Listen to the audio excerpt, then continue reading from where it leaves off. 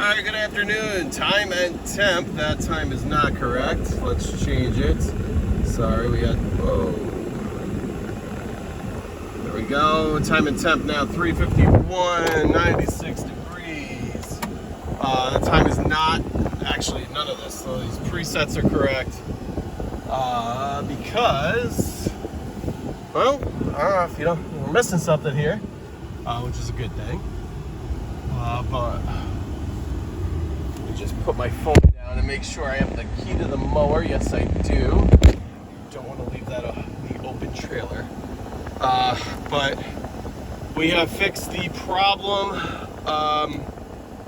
with the truck, which is I didn't feel it or anything driving. I got a light, unfortunately, right after I got the truck back initially, and that light and the code was for the DEF reductant heater. So the heater inside the DEF tank. So that requires taking apart the DEF tank, replacing the heater, filling it back up with DEF. Just crummy situation. I'm just making the best of it. I had my feelings earlier this week when that happened. Well, it happened last week in terms of me getting the light, but I had my feelings toward the initial dealer, who had the truck in their possession for a long time before. I don't know. I want to be really careful about blaming, but it just seemed way too coincidental, in my opinion. Now, granted, I mentioned in the last video, they're two separate systems. Nothing they did before touched the DEF system.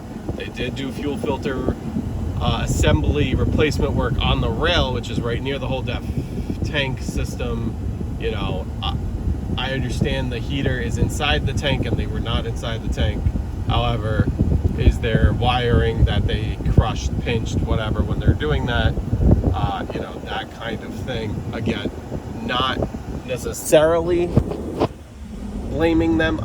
I'm trying very hard to kind of middle of the road here, like say, hey, in my opinion, it seems like this is way too much of a coincidence, but I don't know. So, and then I was also mad because I had this problem replaced before, and it's a diesel truck. Nothing on a diesel truck is cheap or easy to fix. I shouldn't say easy to fix, but cheap to fix. So the original quote I got was almost $2,000, just 19 something plus tax. I kind of said my case, but try to say really thoughtfully that I believe that it was them without trying to say, hey, it's you. And they claim they gave it to me at cost. Obviously I have to pay the hourly rate and whatever, but they claim they gave the part to me at cost, and that knocked off $500. So I don't know. Again, whatever. It's just frustrating when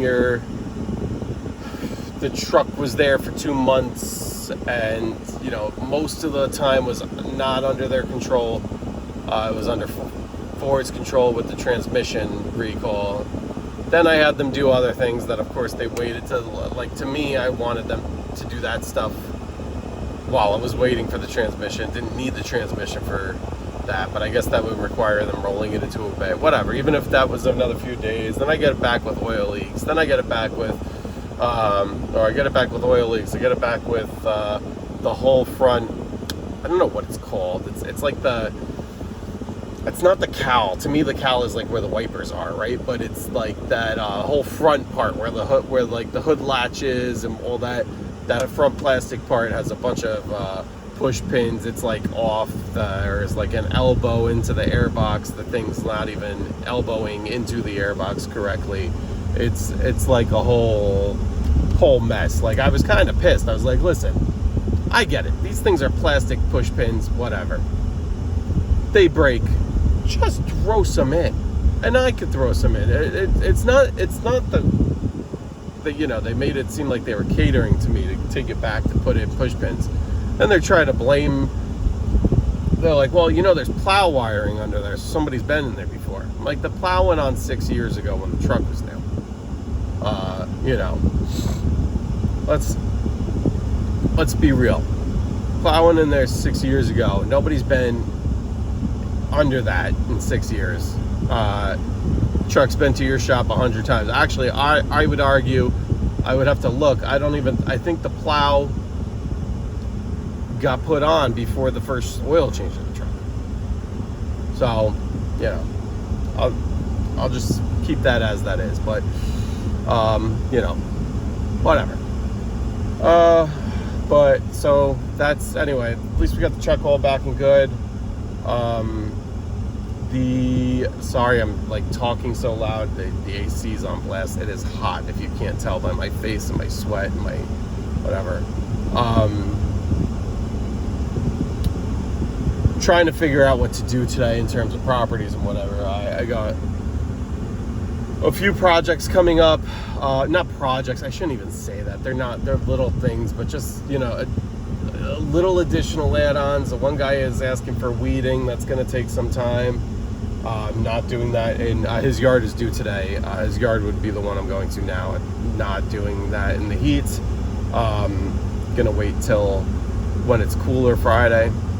So I'm gonna give him I'm gonna send him a text that I'm doing that then. RV just flew through the red light. Another guy. Finally, we've been on the hunt for like 2 years for a matching tree. He's got like one on each side of his steps. One is dead. All of last year, I could only find spirals that matched in height, but not like regular. It's like a white spruce. It's white Alberta spruce. So finally found one of that height. Gave him a price. He agreed to the price. So. I gotta secure that tree, and which I don't want to do today because it's so hot. I'm gonna do that the day that I'm ready to schedule. I'm gonna try and get that done on Friday. But I'm hoping they had a bunch of them, and I'm hoping that a landscaper just didn't come in and take 10 of them. You know, it's annoying when have a customer, like, you can't, like, wish I could just like pre-commit to a price, but pricing is, you know, it's all over the place, and it is what it is. But so got that on the books, and we just have to catch up on a lot of mowing. I lost a day with this truck being down. I technically lost 2 days, but one of the days I'm not able to make it to mow.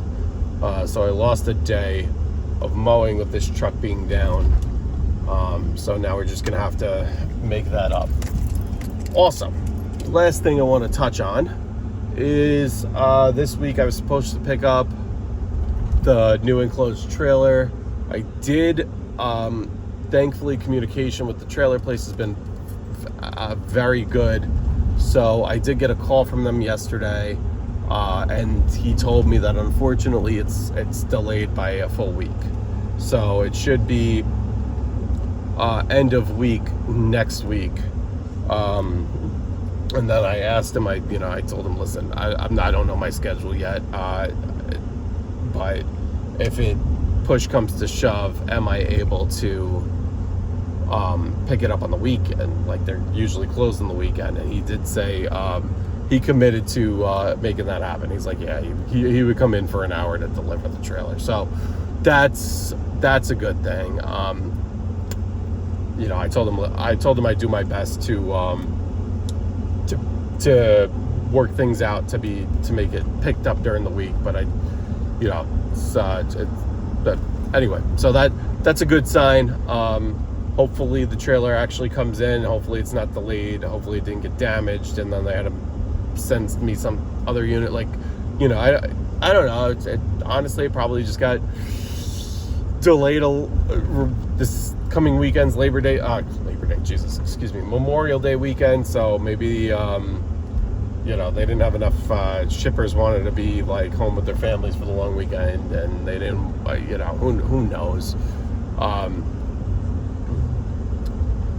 don't exactly know how that world works. So anyway, that is the May 20th. Yeah, today's the 20th of May. May 20th update. Hopefully by the end of the month, we will have a trailer.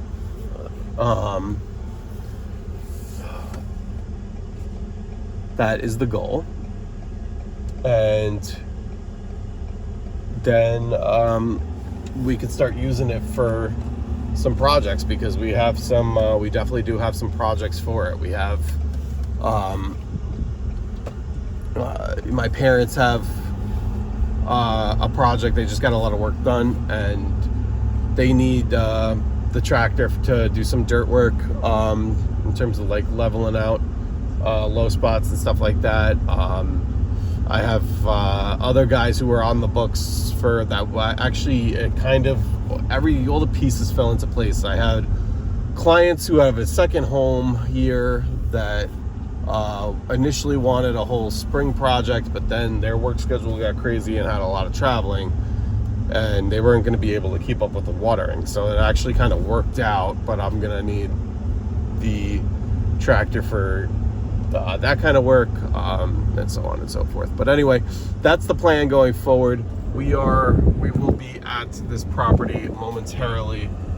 It is a little after 4 o'clock, and in the shade it dropped to 89 degrees, and we're just gonna power through. But everybody have a good rest of your day. Happy Memorial Day weekend. I know it's not a happy weekend. It's not a happy holiday by any means, but hopefully you're able to enjoy it with the ones you love. Peace. All right, well, finished up here, and I don't know if you could tell, but puddles everywhere. It's the house I did. But soaked. It's 5:30 already. Client unfortunately did ask me to do a little extra work, which isn't really included, but he does so much. Or he's one of my highest paying clients, so you know how it goes with those. Sometimes you just gotta please them. It's,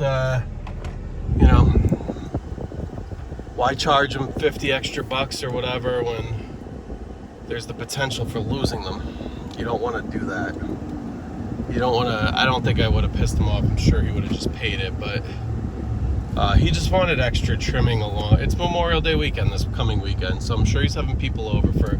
He's got the pool already, and he just has like a clear delineation between where the yard ends and where the wood begins, and there's weeds growing tall, and he basically just wanted a lot of those knocked down, which is fine, but it was a lot of it wasn't just like a 50-foot section we were talking about. And when I mean 50 feet, I mean like 50 feet long by like 3 feet back, maybe, just as like a step in maybe to the woods, but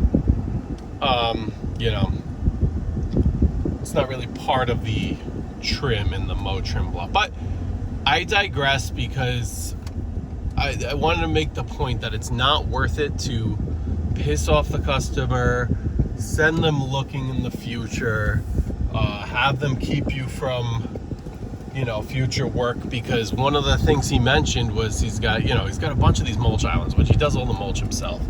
And then he's like, I really want to get rid of this one, which is surrounded by just small little rocks, and turn that into grass. And I'm thinking in my head, that could be something perfect for me. Take the 1025R. You want to keep the rocks and scoop them up? We could do that. If you want me to just take the 1025R and push them straight back into the woods, we can push the mulch and the rocks right into the woods, It's a beautiful job for me. If he wants me to do that, that would be a great profit margin.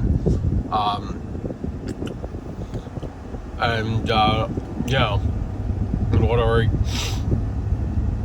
a yard, just like a yard of topsoil is what we would need. Or honestly, he likes doing stuff like that himself. It's not even a yard. It's probably like a half a yard. He could probably just go get bags of topsoil, put it down, plant the grass, because I know he's like into that thing, into that kind of stuff. He just wants, it's a very huge property, so he needs somebody like me to maintain the the bulk of it, but he does like the small little projects. And I think the rocks just scare him, because he doesn't want to be bending down lifting a bunch of rocks. So that would be something super easy for me to handle. So that's why I didn't want to charge anything. Or don't get me wrong, I love the extra few dollars, especially for my time, but that's where it's not worth it.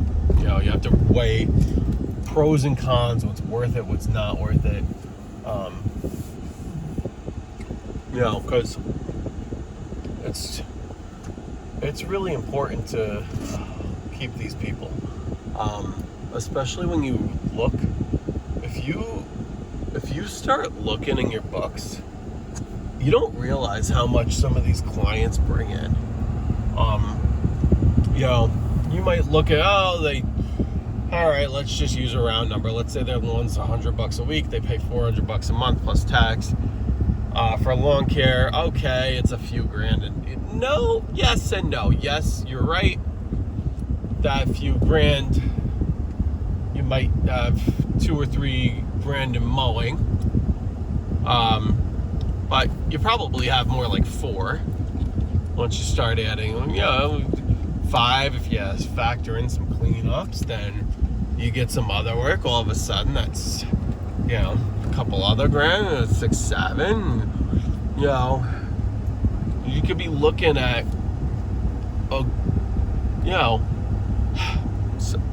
it doesn't take long for a $2,000 or $3,000 client to creep up to a $10,000 client a year. And that jump seems big. You're like, okay, even if they do a project that's doubling their loan, that's $4,000, $5,000. The amount of times I've had a client like, okay, I'm gonna dabble in this small project that might even just be $1,000, or maybe less. Maybe it's a $500 small little trim job. Then that leads to, hey, are you able to do this? Hey, I'm thinking down the road I have this idea. Kind of wanna look into doing this, and this, and maybe that. And you could even, hey, I have this idea, but that's going to be crazy expensive. Let's break it up for both you and me.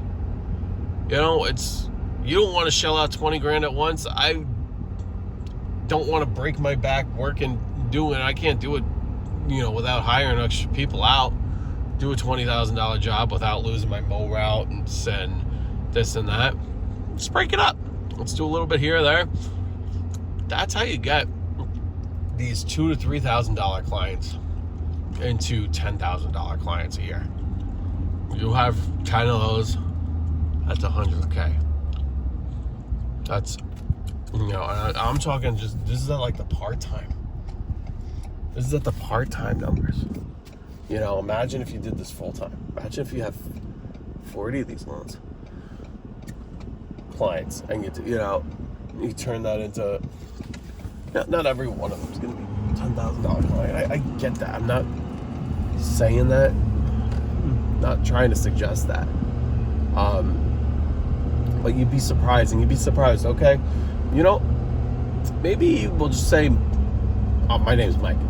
Maybe Mike doesn't go for a project this year. Maybe, things are tight and he just sticks to his mow, trim, blows, cleanups, and snow plowing. That's still good money coming in. And you know what? Maybe he didn't go with a project this year because he's doing a big project the following year. So you never know. You never know what's going through people's minds. Sometimes they tell you and explore ideas with you. Sometimes they're kind of radio silent and all of a sudden spring something on you and you're kind of like, wait, you want to do what? So I'll give you a quick example of that. The guy, the home that I'm getting this tree for doing Friday, they very nice people, but you could tell they don't care about their lawn, their property at all, in terms of they just want it cut. They want it bare minimum. They want to cut and maintain to fit in with the rest of the house. The rest of the houses kind of go above and beyond. They don't want to do any of that. I was mentioning to my wife when we actually went to a nursery, and I ran into that tree, and this house is across the street from where her parents, and I just do the lawn. I make it very clear to them I'm doing the lawn, mow, trim, blowing a lawn. You want me to do other stuff, we'll talk about it, but their garden beds are an absolute mess. But in that absolute mess of a garden bed, there's a dead tree that they somehow see and care about. To me, I'm like, we gotta nuke the whole garden bed. I could care less about the one dead tree that is in this mess of overgrown, so you can't even see the tree because everything is overgrown. But they really want this one tree replaced. Somehow they don't see all that. I gave them a price of 2.5 times what the tree cost. That's kind of how I do pricing. It's actually a little more than 2.5 times. So I take what the tree costs, 2.5 times my price. Absolutely. When can you get it done? They never really cared about their lawn. All of a sudden, hey, we got that one spot. You said you do aeration and overseed, and can you explain that to me? What is that? All right, well, aerations are really expensive, but this one little section is a lot worse than the others. Can you, absolutely, I'll give you a price for just that little section. It's not going to be, just because the section's a quarter of the section, it's not going to be a quarter of the price. But, instead of doing your whole yard at, $600, we can do that section at $360, $365, something like that. Done. Did it. Now do the tree. Now that's an extra $500 plus, plus tax. We're talking $600-700 that you've never seen from that client before. Hey, you just put that tree in. I want to see it. Can you clean out the garden beds? The garden beds need a lot of work, and I'm not talking about just like, it needs an hour of weeding. It needs everything pulled out, really. You need to start fresh. You're talking about landscape tear outs and clean. You're talking thousands of dollars. So you mind doing that? Or, hey, that area that we tried to aerate. I told them, listen, it'll help the soil and lawn over time. It's not going to fix. He's got a great issue with the septic, so it kind of has humps in the lawn because of the field isn't right. Whoever did the septic didn't do it right. But I kind of told them initially, I'd call these guys back and at least see if they can work out a deal. I doubt they just say, hey, yeah, let me regrade that for you, and but I kind of told them, I was like, look, it's not gonna fix the grade. Still gonna have all those bumps and divots. It's gonna help the lawn blend in a little better over time, not overnight. But said, listen, we could try it. If the results aren't immediate enough for you, then we can bring in some topsoil and do that over the summer. Bring in some topsoil like end of summer, and come September, early September, seed straw, beautiful. Get it done. Get grass in for fall. I said, that's your best bet. That would be option number one. However, once you start counting up, all right, how many truckloads of soil do we need? And we're talking like triaxle loads, because it is a bigger section. Probably need like at least 2, maybe 3 triaxles of soil. And we got to talk about moving the access to that property, where they dump in that soil. I have to probably dump it in the driveway. Then I gotta do this really roundabout way of getting it to the backyard because the access to the backyard sucks.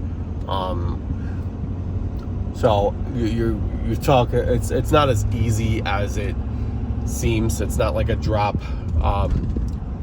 move 50 feet, drop and spread. It's not that kind of deal. But anyway, I'm going on a rambling rant here, but I'm trying to tell you that you could change these clients that you're only getting a few $1,000s out of into multiple times what they typically bring in. And even if you have a client that, they live in the woods and they just need to mow every other week because they don't get too much growth, and you know what, maybe it's only $1,800 a year count, something like that.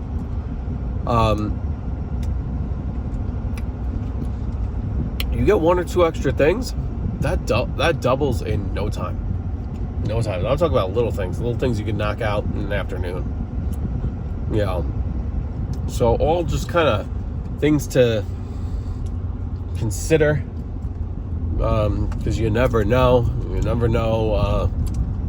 anything, I guess, right? But I'm gonna spin everybody around. We are going to pull up to our last property of the evening.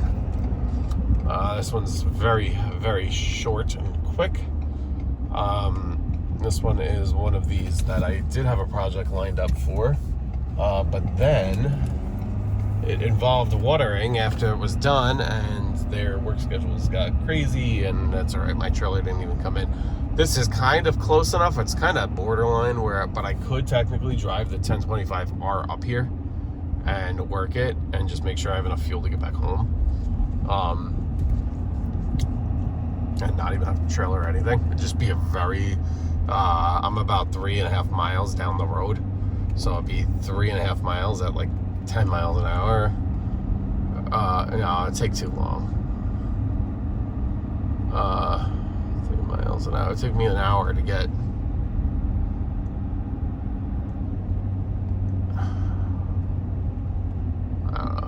No, not really. I don't know. It would take a long time to get down here, though. Or up here. But anyway. Though that being said, I'm going to kill the video here. Work through the rain. Upsell your clients. Do the best you can. That guy's getting his camper prepped. He's got a travel trailer and he's got a go-kart in the back of the bed. That's cool. Good luck to wherever you're going. I feel bad. This guy right here, who is not my client, but he's the neighbor here at the end, and he gave me a recommendation. He recommended me to one of his friends, and I didn't end up taking the friend's job. I did give him. I called him back. We talked about it, but I don't know. It was one of these, he kind of all of a sudden needed work now, and that wasn't in the cards for me. He's like, yeah, you landscapers never call anybody back, and I'm like, listen, we're all swamped with work.